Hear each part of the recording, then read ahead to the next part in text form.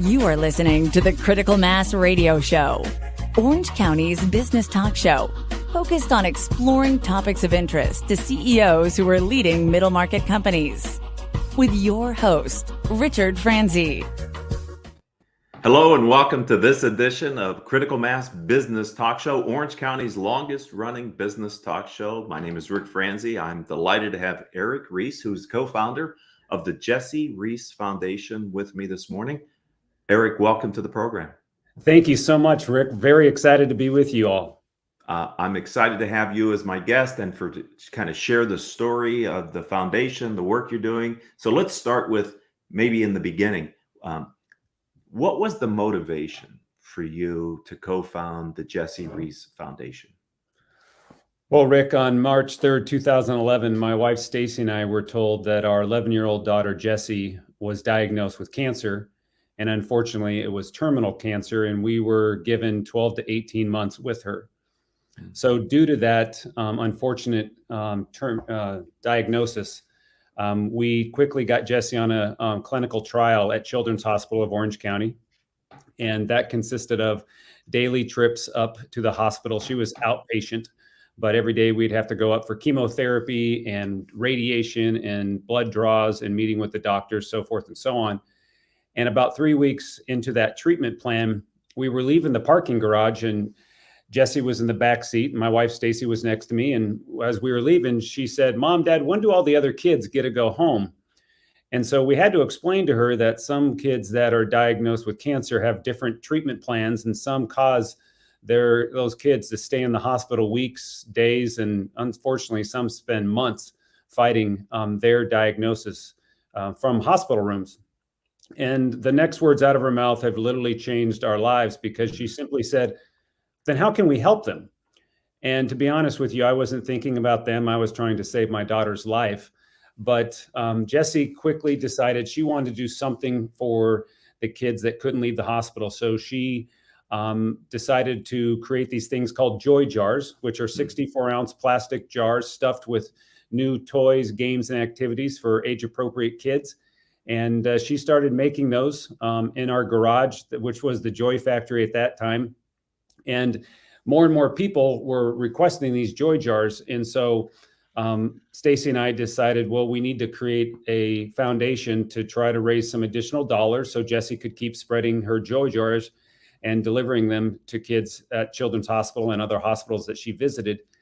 And so when we did that, we asked Jess, "Do you want your foundation to be about care or to be about cure?" And she said, "Care, Daddy." And so we focus 100% on caring for kids fighting cancer. We don't cure cancer. We like to say we cure bad days. So really the motivation of everything that we do and how it all started was because of Jessie. Unfortunately, she lost her fight 10 months and 2 days after her diagnosis. But her motto was never, ever give up. And so we as a family decided to never, ever give up. And so we've continued her wish to encourage every kid fighting cancer. And about 300,000 children get diagnosed with cancer around the world every year. And we're on a mission to spread joy, encouragement, and hope to each and every one of them. So that's a very inspiring story, Erik, and thank you for sharing it and taking us back to the moment and the sequence of events that have led you to your foundation. In the early days, I can imagine it was you and your wife and maybe a few other family members or friends, but take us back while you were still in the garage, in the Joy Factory in your garage. What was that? What were those early days like? And talk to me about how you've been able to kind of scale the mission of the organization. Well, in those early days, Rick, I was simply just focused on trying to do something that made Jessie happy. She loved to stuff the JoyJars. My job was to put the labels on them, and her job was to fill them. And she loved to fill them all the way to the top. She had certain rules when she was making her JoyJars. And so early on, my focus was simply just on helping her and providing her a way to find purpose and to give back to the kids that she just had this burden for. Obviously, after she moved to heaven and lost her fight to cancer, my wife and I had to sit down with our other two kids and talk to them about, do we do we write a new chapter or do we close the book? And that's when we decided that we're going to continue the chapter. And it was very, very stressful. Our family was in complete chaos. But in the midst of all of that tragedy, Jessie was really the shining star. And we saw that it was working. We saw kids receiving JoyJars and smile. We like to say we believe every child fighting cancer deserves joy, the opportunity to smile, and be encouraged to never, ever give up. And so we decided to continue to do what Jessie had already done. She had already reached 21 children's hospitals. Today, we work with children's hospitals literally all around the world and have now sent out over 350,000 JoyJars to kids in all 50 states and 42 countries. And so we continue to scale it and continue to, obviously raise revenue and through donations and corporations. And, we count on so many volunteers to help us keep the joy flowing here from the Joy Factory. So let's kind of fast forward into your reality today, and let's discuss your organization and maybe if you could think back and highlight if there was a time or a moment or a person or organization that really helped you to kind of move to the next level in your mission. If you might tell us a little bit about that experience as well. Yeah, probably one of the biggest turning points was when we received a phone call from American Airlines. And they had said that they were holding an annual sales conference at the Omni Hotel in Dallas, Texas. And they wanted to do something to engage their employees. And so we decided to launch at that point in time what's called the Mobile Joy Factory, which goes out to corporations and conferences for team building exercises. And to be able to see 800 employees stuff 5,000 JoyJars in less than an hour, it really, really gave us new ways of thinking. And it allowed us to move beyond one location to now being able to team up with corporations literally around the world. We've taken the Mobile Joy Factory to 5 different countries and various states across the United States. Obviously, COVID had impacted that for a while, but the Mobile Joy Factory is back on the move now, and we're grateful for that. But back then, to be able to have a major brand like American Airlines want to help kids fighting cancer, that was a big, big moment for us. And to start thinking about how do we partner with other corporations from massive brands to smaller businesses. And we're grateful that we get to do that. And I'd like to come back to how Orange County companies can get involved with you in a moment. But you opened a door that I'd like to go through for a minute, and that is, what has been the impact of COVID-19 on your foundation? And what have you had to adjust or do differently because of the reality of COVID-19? Well, our entire business model is gather-centric. Gather volunteers to stuff JoyJars, gather with corporations, gather at fundraising events. And so obviously COVID-19 said, we can't gather, obviously for safety purposes. And so we had to pivot. We had to leverage technology to still work with corporations through virtual engagements.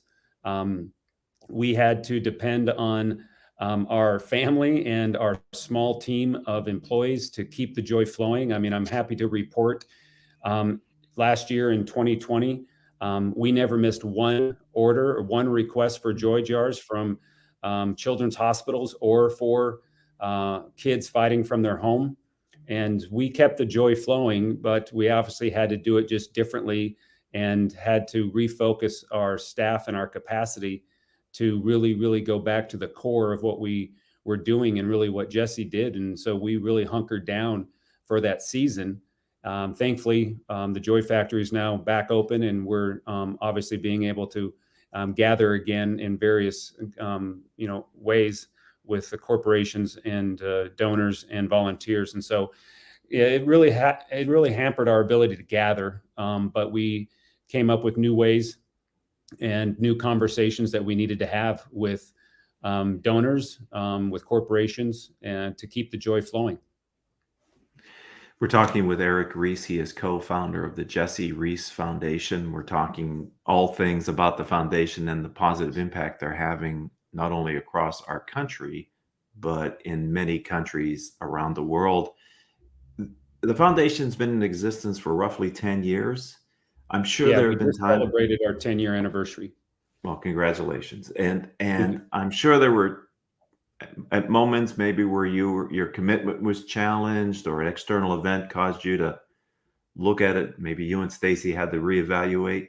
I mean, can you share as the force behind the foundation one of those times and how you and Stacey found the strength to carry on? Well, I would say, Rick, probably the most current, was COVID. It challenged us to the very core. We were worried about how we were going to keep raising money to be able to keep the joy flowing, how we were going to go from 2019, we had worked with more than 10,000 volunteers just in that year, and to go from this massive army of volunteers to now not being able to team up with those volunteers, not even being able to bring our staff back into the Joy Factory for a season. So it was very, very stressful. But during that stressful time, I think the thing that we just decided to do is just focus on the core of our mission, which was how do we continue to reach and encourage kids fighting cancer one child at a time. And, we kind of basically decided every day we had two goals: raise $1 and reach a kid. And so we just kind of scaled back to the simplicity of what we really were needing to keep doing, because that's what Jessie asked us to do, and that's what we were committed to do. And yes, revenue dropped. We had to pause some of our programming for a season, but we never lost sight of the core mission and the core vision that we had as an organization. And so we just really focused on that time to the simplicity of keeping the joy flowing, rather than thinking about everything we couldn't do. We focused on the things that we could do, and we still had the opportunity to keep the joy flowing from the Joy Factory, even if it was just our family for 3 or 4 months that was actually doing the majority of the work. Out of that, thank you for sharing that. And out of that is a teachable moment, I think, for entrepreneurs and business people, as well as leaders in the nonprofit space. At times, it might be healthy for the organization to go back to your original mission and remind yourself and reinforce what you're there to do. And unfortunately, it was because of COVID, but hopefully at a 10-year time in the foundation's existence, that helps to reset the foundation for the next 10 years plus. Oh, absolutely. Because, sometimes mission drift happens, and you just need to constantly, really, really assess where you're at, what is truly the ultimate goal of the organization, and really keep that as the alignment stick of everything you do, and reprioritize in times when things get challenging. Obviously, during that time, we hung on to Jessie's motto, never, ever give up, every day, because, you have to persevere. We had giant mountains to climb, and there were seasons that I actually thought that I was failing my daughter again, because I was so worried about trying to figure out how we were going to keep things going. But thankfully, a lot of wonderful donors who believe in what we're doing continued to support us. And so we were able to keep reaching the children that desperately need the support and the encouragement. And thank you for that. And I'm sure there are countless parents who appreciate the work that you and your volunteers and your supporters and your employees are doing. How can, we're here in Orange County, California. It's a sunny day today after a little bit of rain yesterday, which is always a beautiful time to see how beautiful this place is after a short rainstorm. But I digress. How can companies in Orange County get involved and help you to spread joy to the kids who are fighting cancer?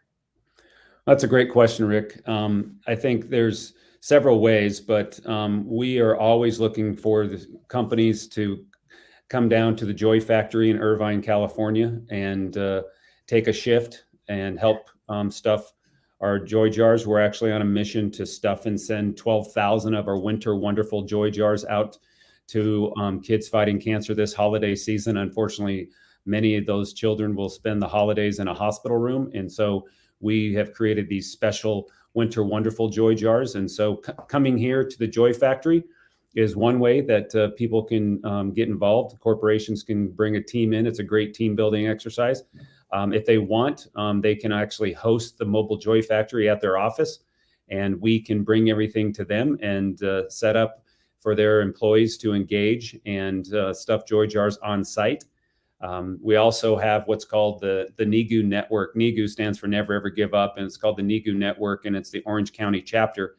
And we're on a mission to get 100 companies to join that network and really, really focus and commit on coming alongside and encouraging and supporting kids fighting cancer right here in Orange County and beyond the surrounding counties. But there are hundreds of children just in our own county that are fighting cancer right now. And so we have found that a lot of local companies like the opportunity to know that their dollars and their volunteer hours are really, really helping kids and families right here in Orange County, because childhood cancer doesn't just impact the child, it impacts the mom, the dad, and the super sibs. And we have programs that support all of those amazing, courageous people. And so through the NIGU network, we can provide wonderful opportunities for businesses to get involved here locally at the Joy Factory, at their offices, and they know that their impact is helping kids right here in Orange County. Well, that's a very powerful way to get involved. And you're right, we're coming up on the holiday season. Again, as you were telling us about that, I could appreciate and empathize maybe with what families who have a child with cancer might be going through at this time. So that sounds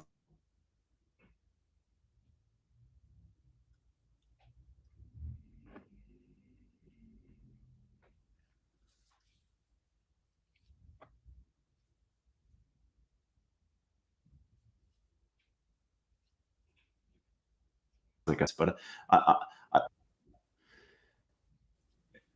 we seem to have had a technical problem, but we're back now. So let's talk about the next 10 years. Erik, what do you see the vision for the future for your foundation being? Well, if you look at the statement behind me, which was my daughter's direction or statement to my wife and I during her 12th birthday, how do we basically reach and resource every child fighting cancer in the world? And so a lot of our efforts moving forward is going to be global engagement. And so we will be working on creating systems and strategies. So by the end of 2025, any children's hospital in the world can come to our website and order JoyJars. And so that is a big, big focus on what we're doing, because in order for us to reach every kid, we need to partner with every children's hospital around the world and other care centers in other parts of the world that just don't have children's hospitals but see kids fighting cancer. And so we're going to be working a lot on those initiatives as we continue to support kids locally and nationally, but we have to continue to scale because unfortunately, like I shared early on, 300,000 children this year will be diagnosed with cancer. And our hope is that we will be able to build a organization that will allow every one of those kids to receive a JoyJar and be encouraged to never, ever give up. That's very inspirational. If someone would like to rally to the cause and support you and your foundation, first of all, we're on LinkedIn. How do they find you on LinkedIn? And then what's the URL for your foundation's website? Yeah, so on all social media, including LinkedIn, it's at Team NIGU is the account that they can find us, no matter if it's on LinkedIn or Facebook or Twitter or Instagram.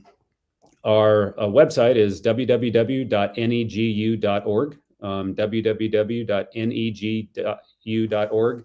And you just click get involved. And there's ways to get involved if you're an individual, but also corporations can that's where they can get engaged and schedule time to volunteer here at the Joy Factory, or schedule time for us to come to their offices and stuff joy with their employees.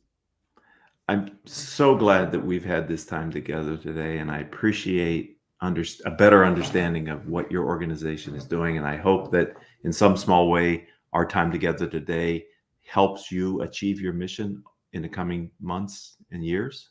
So I want to thank you for being a guest, Erik, on Critical Mass Business Talk Show.